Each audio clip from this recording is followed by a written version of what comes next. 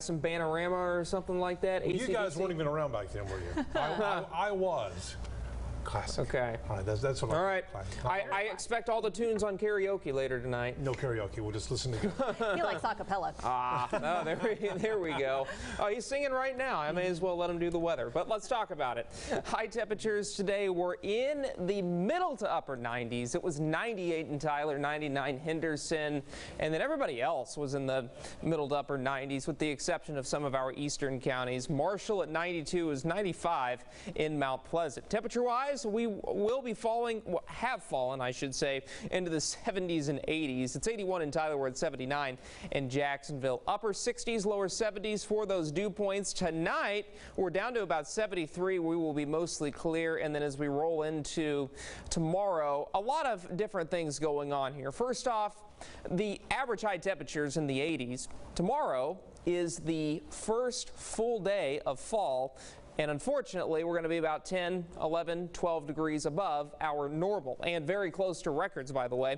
100, that is the record in Tyler that was set back in 2005. 1937, we saw a record high temperature of 102. I've got Longview at about 98, maybe up to 99 degrees, and then Lufkin's at 99. So Longview and Lufkin were pretty far-fetched. But if we reach the century mark in Tyler tomorrow, we will tie that record, so we'll keep a close eye on that.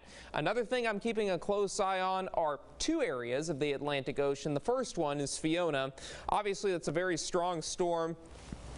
We reported to you at 4 o'clock when that advisory came out that our pressure was at about 937 millibars. Well, this is an indication that it's strengthening.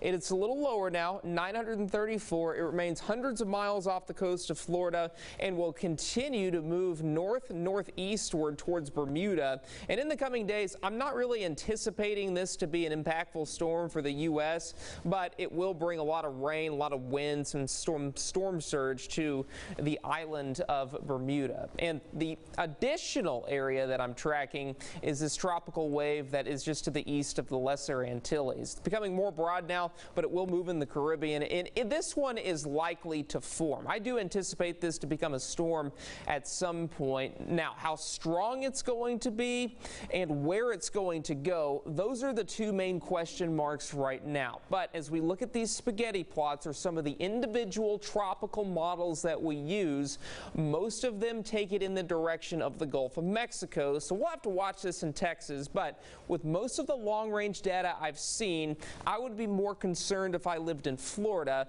than if I lived in Texas. High pressure continues to build over East Texas. You got that cold front off to the northwest. That will drop down and at least give us a taste of drier air. And then a stronger one arrives on Sunday. And because of that, we will be drier with lower humidity over the next 6 to 10 days. And then as far as those temperatures go, we're still slightly above average, but I do expect our high temperatures, instead of being in the middle to upper 90s like they've been this week, to be in the upper 80s and lower 90s for next week. Here are the next 7 days. Lots of sunshine through the weekend. That second front arrives on Sunday, could bring us a chance of a shower or two Sunday night into Monday morning. Otherwise, we're completely dry.